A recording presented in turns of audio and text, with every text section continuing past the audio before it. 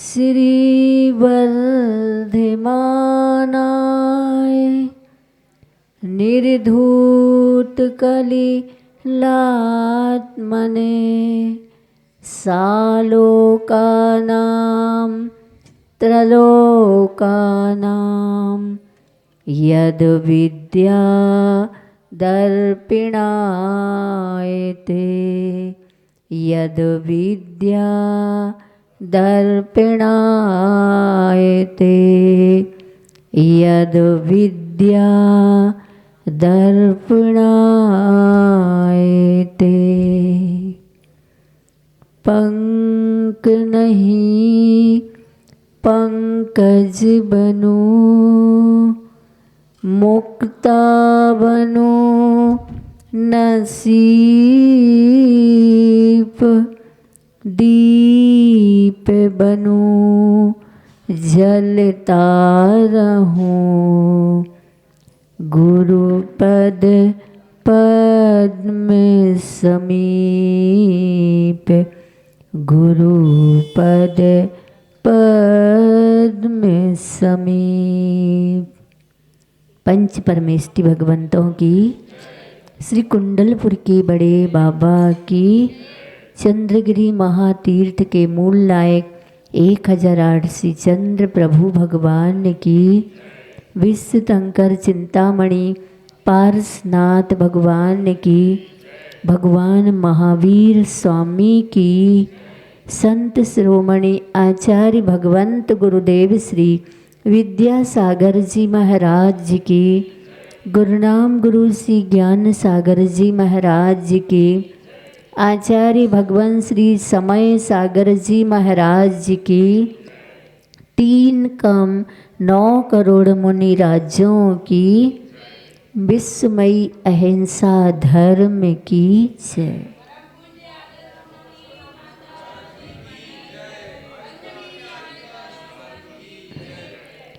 प्यारी प्यारी भव्य आत्माओं, गुरु वर्णम भक्ति निर्झर के परिप्रेक्ष्य संदर्भ में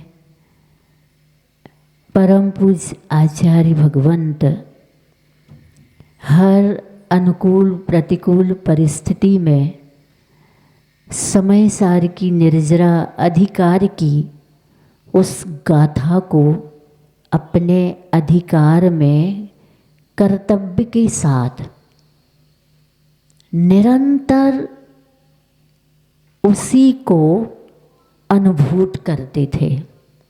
वो गाथा है छिज्जदुआ विज्जदुआ निज्जदुआ अहवजादु विपलयम् जम्मातम्मा गच्छवि परिगहोन् जम्मातम्मा गच्छवि परिगहोणवि हो दुजीवम्।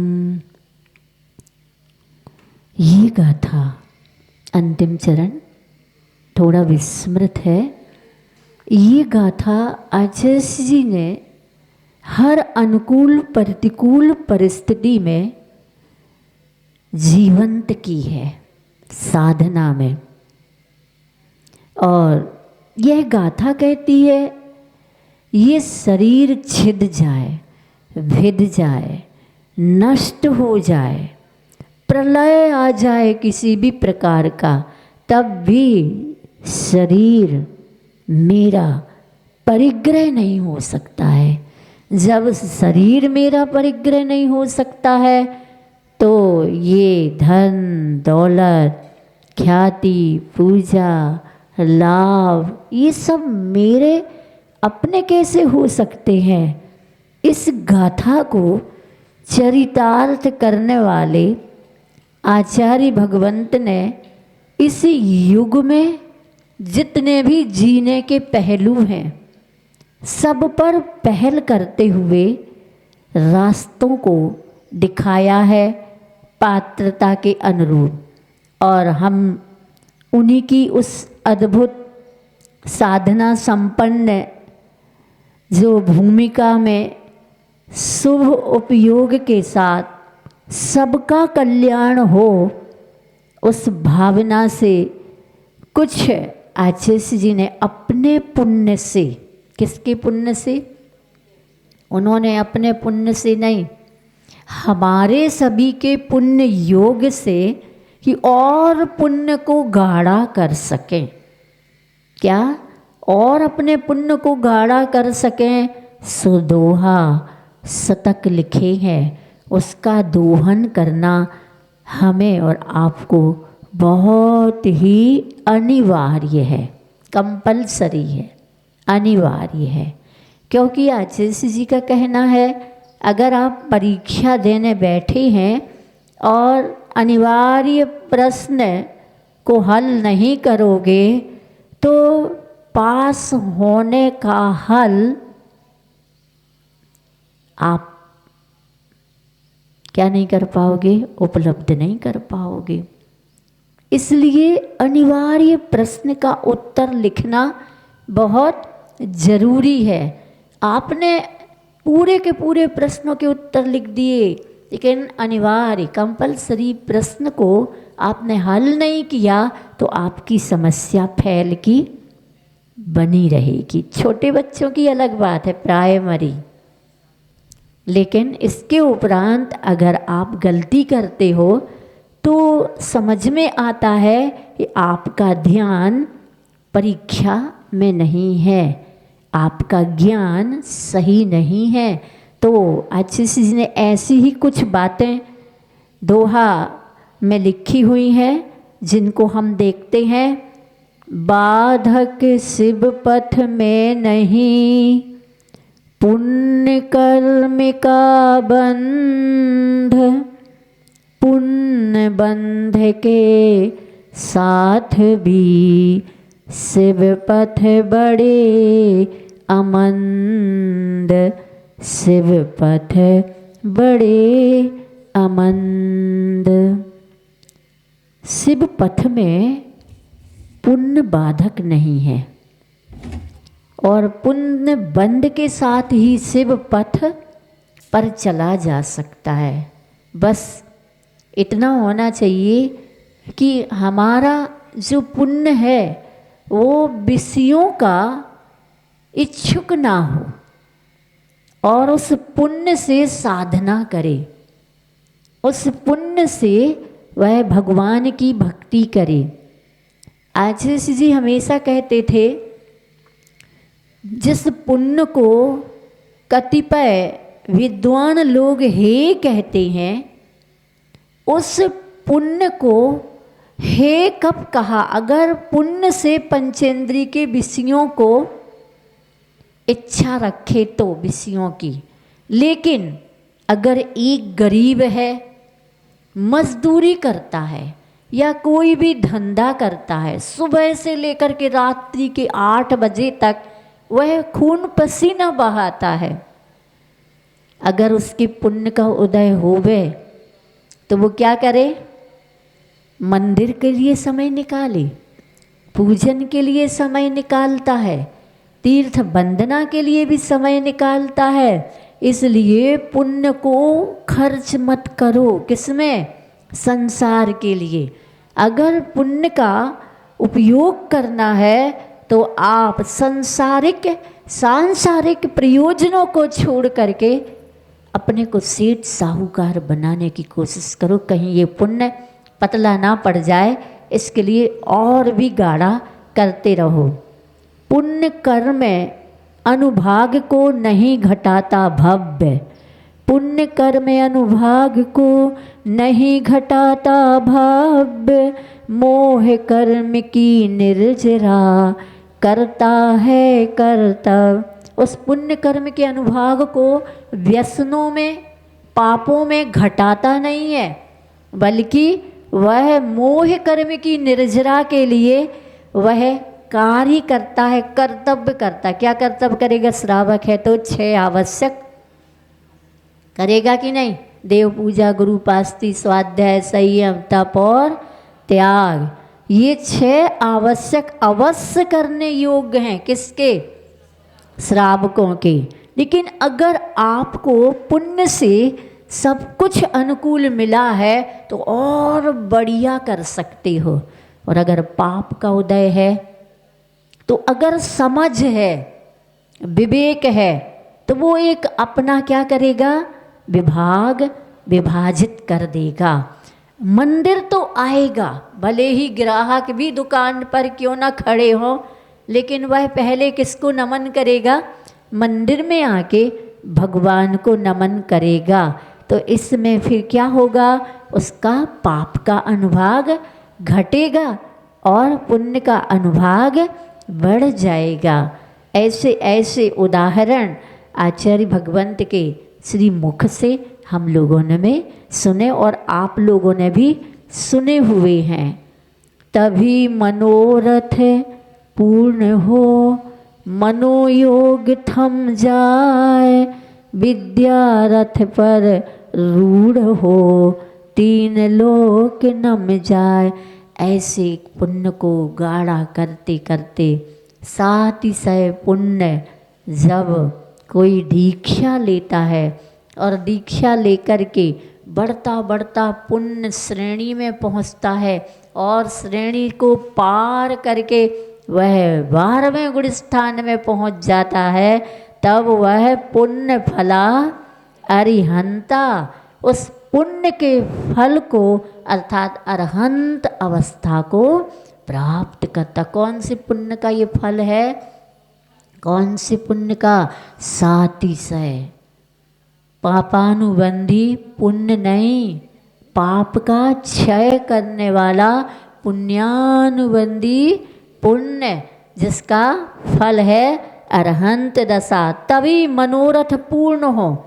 क्या, जब पुण्य का अनुभाग बढ़ाता है कर्तव्य करके तो मनोरथ पूर्ण होते हैं। कौन से मनोरथ, मनोरंजन वाले मनोरथ नहीं, अर्थात कब मुनि दीक्षा ले लूं, कब आर्यिका दीक्षा ले लूं, कब सब संसार को छोड़ करके और आत्म ध्यान में लीन हो जाऊं, अथवा कब ऐसा पैसा इकट्ठा हो न्याय नीति आचार विचार से कि दुनिया में जितने दुखी हैं ना सबका दुख दूर कर दूं, जितने भी कत्ल खाने खुले हैं सब कत्ल खाने बंद कर दूं, जितने भी आजकल जो धंधे के नाम पर, धर्म कमाने के नाम पर जो अधा कर्म रूप अवैधानिक बिजनेस व्यापार हो रहे हैं उन सबको बंद करवा दूं।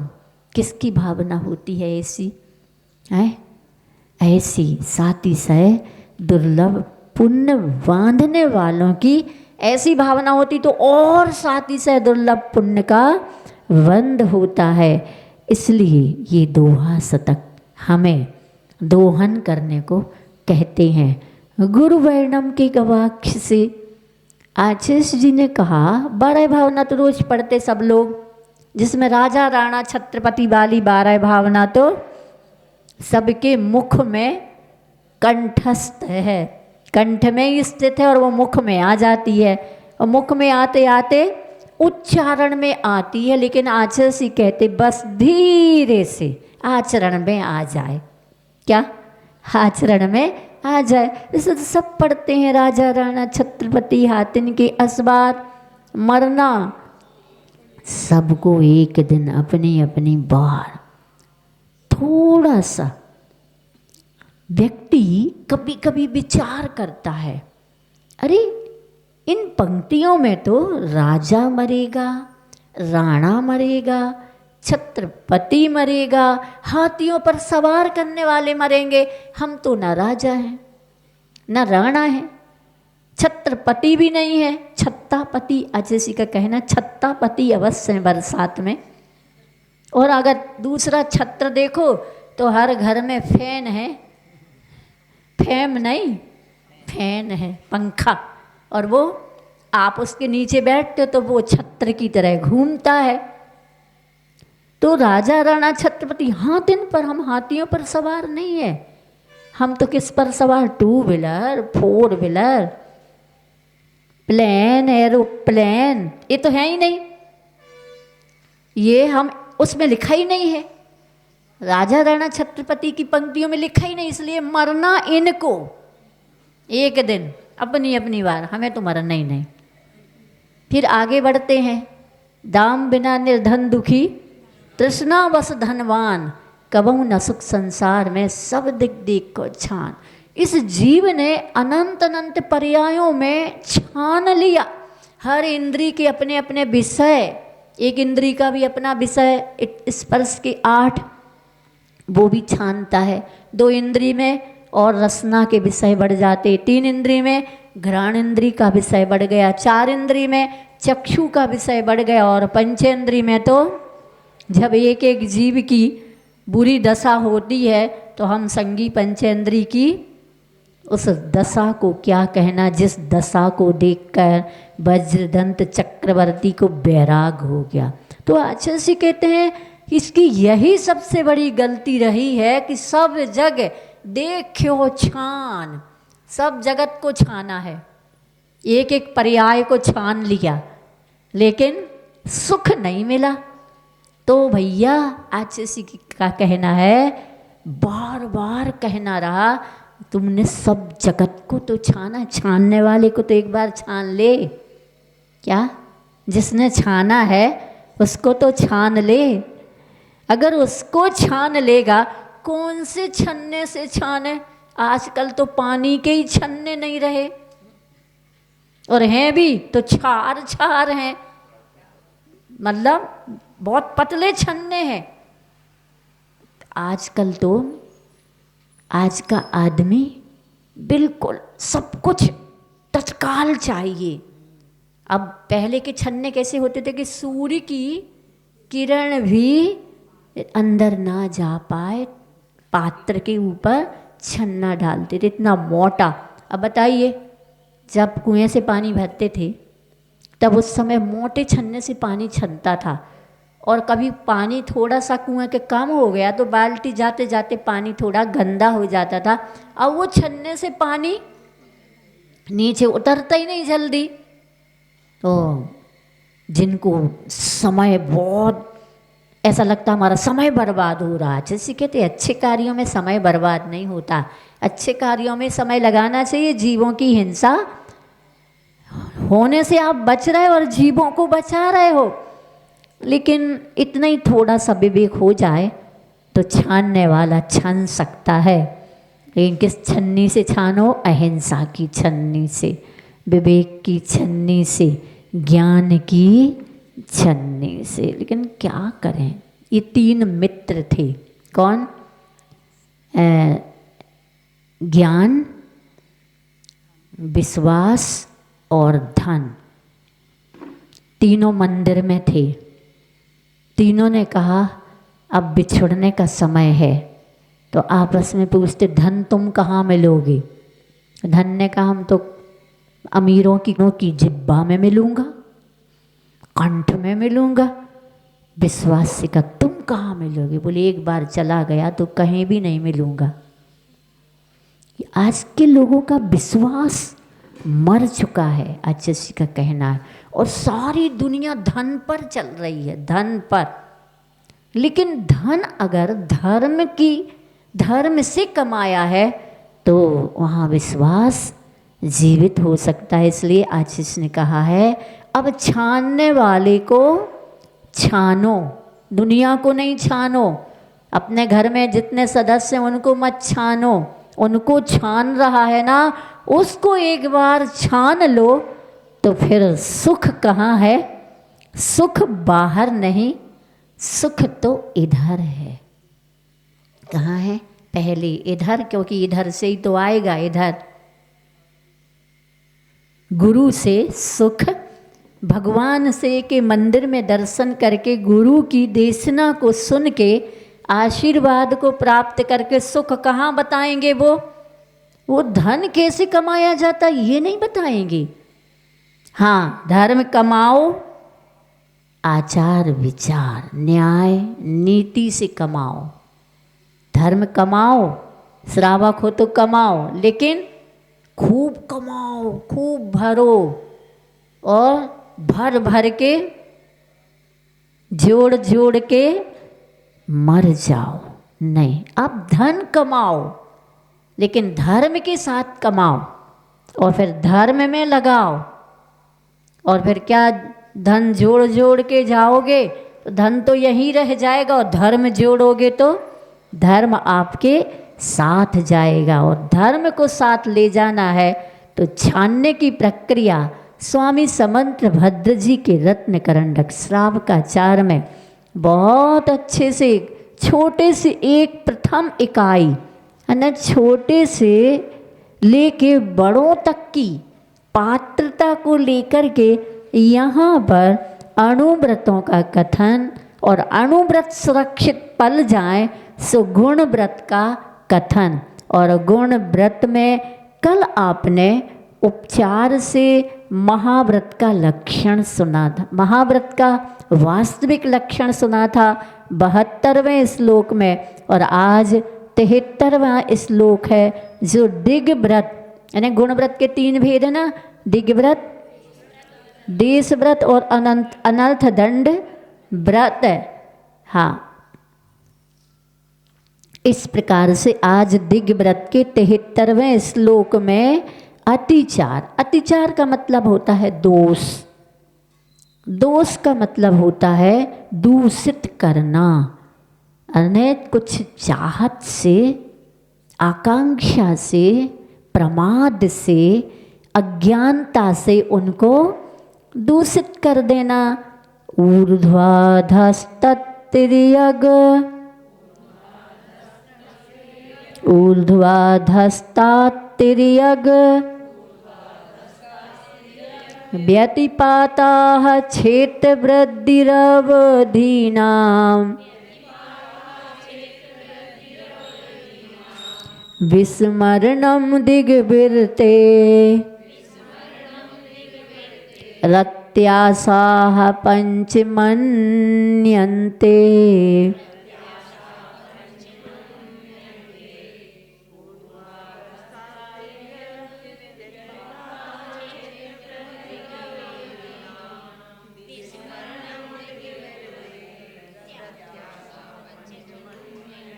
दिग्व्रत में जो ऊपर नीचे तथा 10 दिशाओं में मर्यादाएं की है ना, तो ऊर्ध्वाधस्तात्रियग व्यतिपाताः, तो ऊर्ध्व अधः अधस्तात्, ऊर्ध्व अधस्तात् तिर्यग व्यतिपाताः क्षेत्रवृद्धि अविधिनाम विस्मरणम दिग बिरतेह अत्यासाह पंचमन्यन्ते। तो यहाँ पर ऊर्ध्व अधस्तात् तिर्यग व्यतिपाता, ऊपर, ऊर्ध्व से ऊपर, अधस्तात् से नीचे, तथा तिर्यग व्यतिपाताः दिशा 10 दिशाओं विदिशाओं की, व्यतिपाताः मर्यादा का उल्लंघन करना। क्षेत्र वृद्धि, जो मर्यादा बनाई उसमें वृद्धि कर लो, वह घटा लो तो दोष नहीं लगेगा, लेकिन बढ़ा लोगे तो दोष लगेगा। तो क्षेत्र की मर्यादा बढ़ा लेना चाहिए। और अवधि नाम, हाँ, क्षेत्र वृद्धि अवधि नाम, तो जो मर्यादा हुई है क्षेत्र की मर्यादा को बढ़ा लेना, और अवधि नाम की हुई मर्यादाओं का विस्मरणम भूल जाना। भूलने की आदत तो बहुत है, क्या विस्मरण बहुत जल्दी रहे। अनंतु आचार्य जी कहते, हम ये नहीं कहेंगे कि आपका क्षयोपशम कम है इसलिए विस्मरण होता है। अगर कोई ने धीरे से गाली दी हो, रात्रि को तुम गहरी नींद में सो रहे हो और तुम्हारा नाम लिया फटाक से, क्या क्यों क्या, और इसको कभी नहीं भूलोगी। क्या, जैसे जंग लग जाती ना कपड़े में, कपड़ा फट जाए लेकिन जंग ना फटे, इसका मतलब ये धर्म की बात अभी सुन के ही भूल जाओगे। मतलबी है ये दुनिया, मतलबी, हाँ मतलबी, और मतलबी मतलब की बात इस भाव में नहीं, भाव भवांतरों तक याद रखेंगे, लेकिन धर्म की बात क्या कही थी, और त्याग किया हो ना तो वो भी भूल जाते। यही तो बता रहे कि हमने 10 दिशाओं में मर्यादा बनाई कि हम यहाँ से इतना ही जाएंगे, से आगे नहीं जाएंगे, भूल ही गए। खाने की मर्यादा बनाई चीज़ों की, 500 चीज़ें रखी हैं, कौन सी रखी हैं? 500 तो गिनती करनी पड़ेगी। 9,99,500 का त्याग किया है, तो अभी 500 कौन सी है? उनकी तो लिस्ट बनानी पड़ेगी ना, और फिर उस लिस्ट में से याद रखना पड़ेगा कि कौन सी खाने के लिए रखी है। भूल जाओ तो क्या करो? कौन सी पूरी? अच्छा, ऐसे सोच करके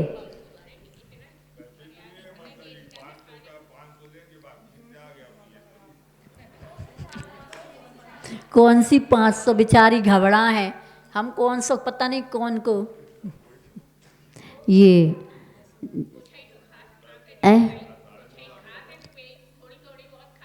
और क्या है, जितनी याद है उतना उतने में 500 याद है ही नहीं। खाने योग्य जितनी है भक्ष्य उसमें से, ठीक है, ये भी फिर भी 500 कर ले, जितनी याद हो उतनी तो लिख ले। हाँ, तो क्षेत्र की मर्यादा बढ़ाना, अवधि धाम की हुई मर्यादाओं का विस्मरणम, भूल जाना, दिग्वृत्ते अत्यासाह, अर्थात ये दिग्व्रत के अत्यासा अतिचार, पंच मन्यन्ते, 5 अतिचार माने जाते हैं। हाँ, क्या कह रहा कोई? कुछ बोला था? ऐसा कहते हैं, एक पान खाओ 36 हरी खा लो।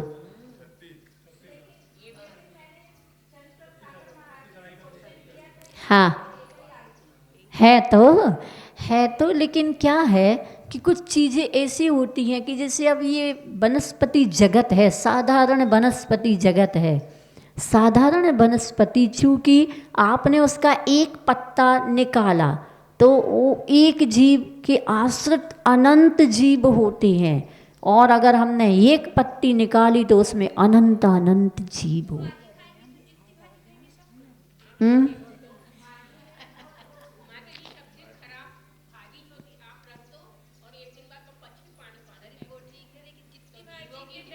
ये निगोदिया जीव साधारण वनस्पति। और ध्यान रखना, जैसे आप लोग ककड़ी लेते हो या गिलकी लाते हो या लौकी ला, जब वो इतनी इतनी सी होती ना, तब वो भी वैसे ही है, चाहे आलू के बराबर है, वो जीव राशि की अपेक्षा उतनी उत्पत्ति है उसमें, लेकिन जब पूर्ण हो जाती है तो वो आपके खाने योग्य होती, गिलकी भी, लौकी भी। बड़ा फल का मतलब कुमड़ा, कद्दू क्यों नहीं खाते?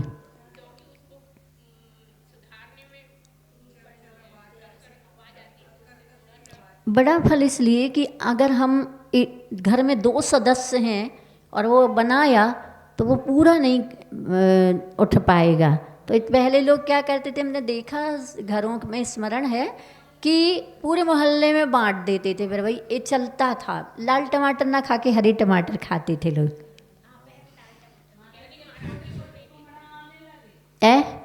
अब वो तो सब केमिकल्स का ज़माना है, केमिकल्स से क्या क्या नहीं होने लगा, बिना ही उगाए सब चीज़ बनने लगी, और आलू वृक्ष में उगने लगे, पौधों में, ऊपर नीचे ने उगते। देखो ना क्या ज़माना आया है।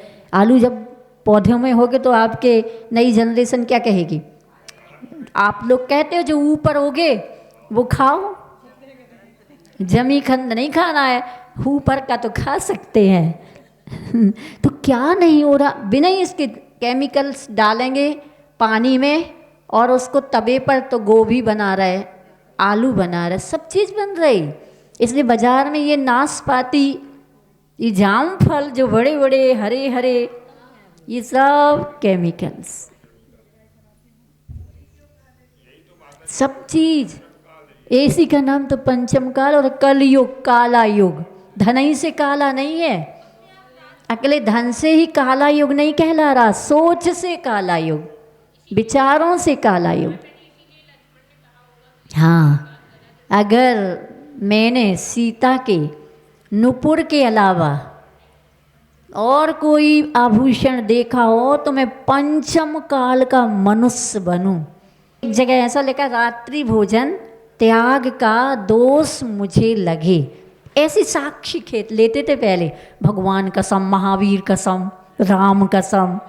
ये नहीं, अगर मेरे भैया इनको नहीं जानता हूँ, क्यों? क्योंकि मैंने चरणों के अलावा और कोई अंग उपांग देखा ही नहीं, तो मैं इनके आभूषणों को नहीं। और उन्होंने और विश्वास दिलाने के लिए, अगर मैंने ऐसा किया हो तो मैं रात्रि भोजन का अथवा पंचम काल का मनुष्य बनूं। कितना निकृष्ट आचार्य का कहना रहा, कितना निकृष्ट पंचम काल। तो हम सब लोग कहते थे आचार्य हम लोगों को तो निकृष्ट काल नहीं लगता, क्योंकि आप मिल गए ना। और आप मिले हो तो आप तो हम लोगों को सब पापों से, सब विकल्पों से, सब विभावों से, इवन हम लोगों को आश्रम में भी रहना ऐसा सिखाया। देखो, लड़ाई झगड़े नहीं करना, विसंवाद नहीं करना, कभी किसी को दोषारोपित नहीं करना, पहले खूब समझ लेना, खूब परख लेना, फिर बुला करके प्रेम से कहना ये उचित नहीं है, ये अनुचित है। अनुचित शब्द के प्रयोग तो कभी करना नहीं। मुख को गटर का पानी नहीं बनाना है, गंदा गटर का गंदा पानी नहीं, मुख से अच्छे शब्द निकलना चाहिए। हेत मेत सार सार्थक प्रिय भाषी, एक शब्द बोलना, लेकिन कैसा बोलना? सामने वाला आपका इंतजार करे, दूसरा कब बोलोगे आप, तीसरा कब बोलोगे, आप कब बोलोगे, तो बस। हाँ,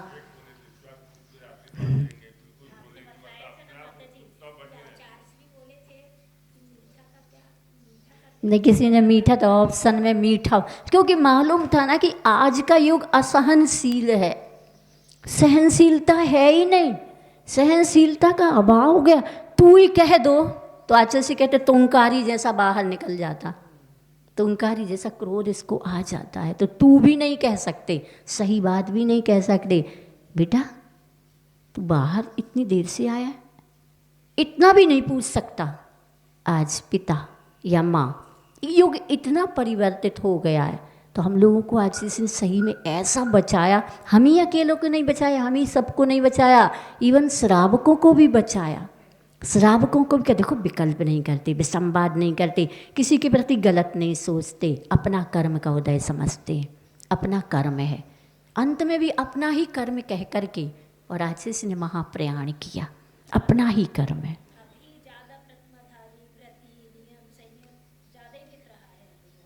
200-250 वर्ष तक मुनिराज नहीं थे, इसलिए धर्म का अभाव जैसा दिखता, लेकिन जो भी थे बहुत संतोषी थे, शांत थे। घर में ऐसा लगता था जैसे साधक हों घर में।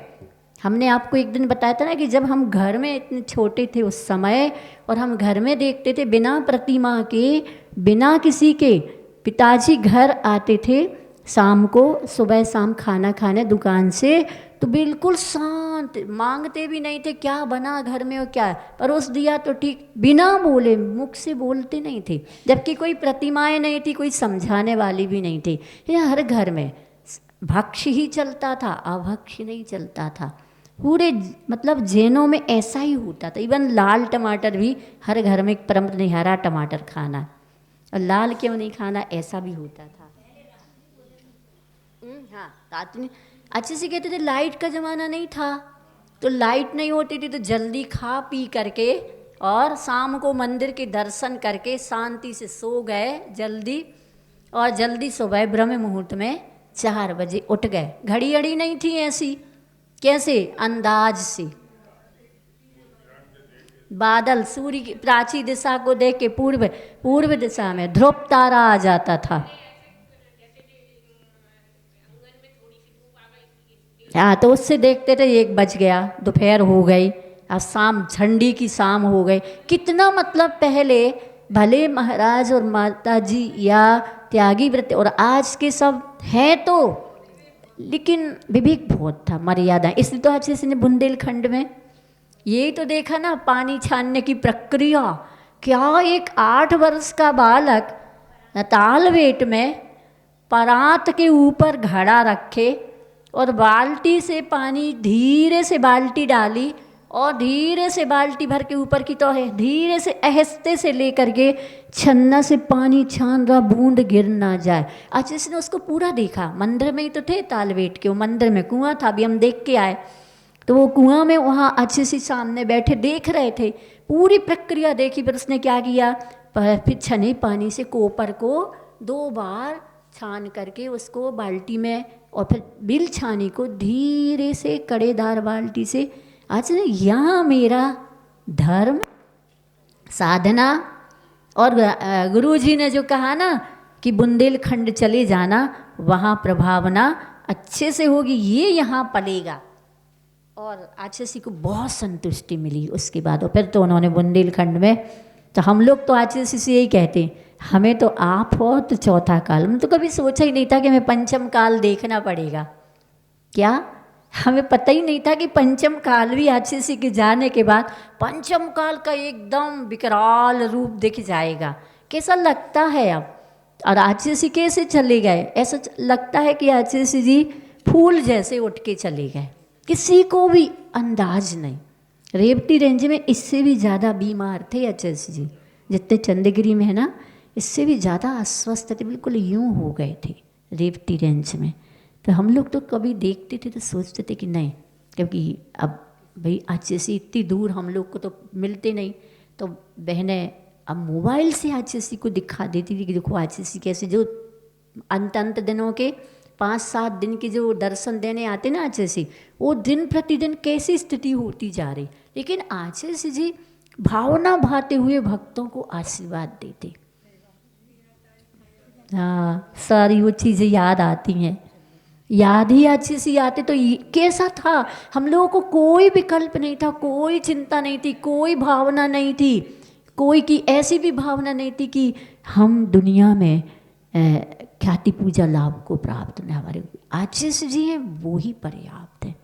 तो इस प्रकार से आचार्य जी चले गए। लेकिन आचार्य जी, ये तो आचार्य जी कहते कि ये तो सत्य है, शाश्वत सत्य है, जाना तो सबको होता है, लेकिन इतनी जल्दी नहीं जाना चाहिए था, और कम से कम पूरे कार्य होते, हम लोग भी पूर्णता को प्राप्त हो जाते, ताकि बहुत अच्छे से निर्वाह करते करते निर्माण, और निर्माण से निर्वाण का बीज बो देते। बो दिया है आज से तो बोया, लेकिन बस उस काल को देखते, उस कालखंड को देखते।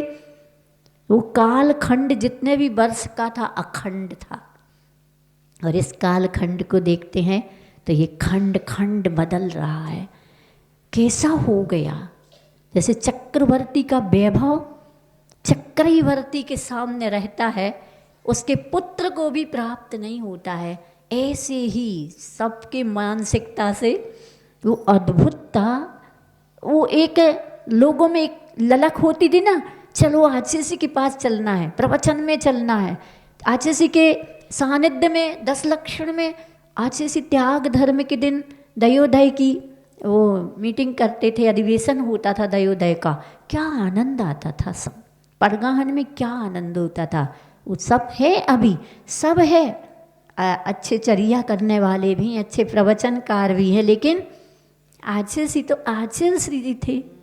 इसलिए बहुत बार बार याद आती है, आप सब लोग अपनी मानसिकता में आचार्य भगवंत के दिए हुई देशना, जो सूत्र के रूप में और बीज के रूप में और हमारे एक आत्मकल्याण के रूप में हमें उपलब्ध हुए, वो दूसरे के भूमि में नहीं डालना है, अपने ही जीवन की भूमिका में बोना है। दूसरा क्या कर रहा है बिल्कुल नहीं देखना है, लेकिन हमें क्या करना चाहिए, बस यही सोच करके हम भी बीजों को सुरक्षित रखें। इसी भावना के साथ बोले भगवान महावीर स्वामी की, संत श्रोमणी आचार्य भगवंत गुरुदेव श्री विद्यासागर जी महाराज जी की, गुरुनाम गुरु श्री ज्ञान सागर जी महाराज जी की, आचार्य भगवान श्री समय सागर जी महाराज जी की, 3 कम 9 करोड़ मुनि राज्यों की